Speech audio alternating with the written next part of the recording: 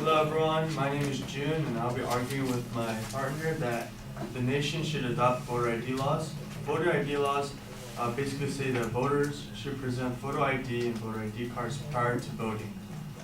Just a little background on just a general reason why we think that voter ID laws should be adopted is that with voter ID laws, the potential for fraudulent and illegal voting is drastically diminished, and this leads me to my significance points stating that voter IDs will keep the integrity in the voting system, ultimately producing pure democracy and equality. I just want to talk about the general danger and the obvious factors of why we should have it. The obvious detrimental effects of not having voter ID laws is that fraudulent voting can seriously be detrimental to the voting process and the voting turnout. What voter IDs do is significantly defeat and deter impersonation, fraud at polls. And some examples of what these fraudulent votings look like is voting under fictitious names, voting in the name of a dead person, double voting by individuals registered in more than one state, and voting as others. So obviously we can see that the dangers and the risk of not having voter ID laws is too big to ignore. It can really affect the turnout of different elections and it has in the past. And this leads me to my inherited point stating that not having voter IDs leaves too much room for potential error.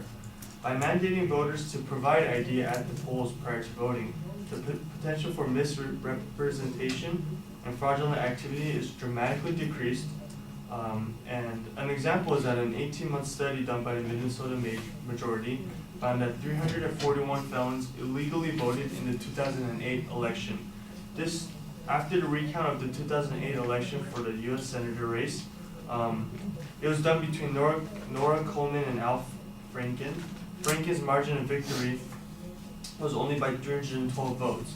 So there was 341 illegal votes. Franken only won by 312 votes. And so we can see how the illegal and fraudulent voting really changed out the turnout of who won the election. Because if it wasn't for the illegal voting, then Nora Coleman would have won. Another example is voter fraud occurred in the state representative race in Kansas City, a Democratic race between J.J. Rizzo and Will Royster. 50 Somalis who didn't know any English were coached to vote for Rizzo. And because of the 50 illegal votes, Rizzo ended up winning by one vote. And so this is another case where we can tangibly see the negative effects of not having voter IDs. And this leads me to my solvency points. Issuing voter IDs will make sure an opportunity is given to everyone and an equal voice to everyone. IDs are also a very reasonable way of making sure that there is no fraudulent activity. Every legal citizen has the same opportunity to obtain a voter ID. There isn't any race, monetary class, or any specific discrimination plans involved. The Supreme Court stated that they have no ulterior motive behind this law, and they're not pointing at anyone, they're not trying to give the edge to anyone else. This is simply, voter ID laws are very equal to everyone, and everyone has an equal chance. And there are many platforms to register through. Nowadays, with technology becoming so important, integral, and so advanced in our lives, you can even do it through the internet, you can do it by person, you can do it through mail.